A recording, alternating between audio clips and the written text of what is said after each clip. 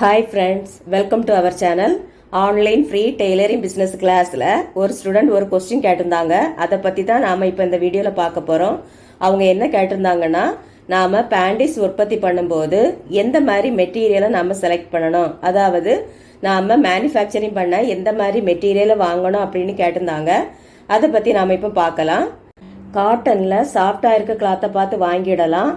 பாலிஸ்டரும் காட்டனும் mix பண்ண மாதிரி இருக்கக்கூடிய கிளாத்து பார்த்து வாங்கிடலாம். பாலிஸ்டர் துணி வாங்கிடலாம். சிந்தடிக்கில் எல்லா துணியும் நம்ம வாங்கிடலாம். மொத்தத்தில் சாஃப்டாக இருக்கக்கூடிய துணியை பார்த்து வாங்கிடுங்க. எது வாங்க வேண்டாம்னா பனியன் கிளாத்து வாங்க வேண்டாம். பனியன் கிளாத்து நம்ம வாங்கினோம்னா நம்ம மிஷினில் அது தைக்கிறது கொஞ்சம் கஷ்டமாக இருக்கும். பேப்பர் வச்சு தைக்கணும். அதனால நம்ம பனியன் கிளாத்து வாங்க வேண்டாம். அதை தவிர நீங்கள் எல்லாமே வாங்கிடலாம். ஓகேங்களா? பனியன் கிளாத்து தைக்கிறதுக்கு ஓவர்லாக் மாதிரி ஸ்டிச் பண்ணக்கூடிய வேற ஒரு மிஷினை வச்சு தான் தைக்க முடியும். அதனால பனியன் கிளாத்து மட்டும் வாங்காதீங்க. வேற எல்லா மெட்டீரியலும் சாஃப்டான கிளாத்தை பார்த்து வாங்கிடுங்க. ஓகேங்களா?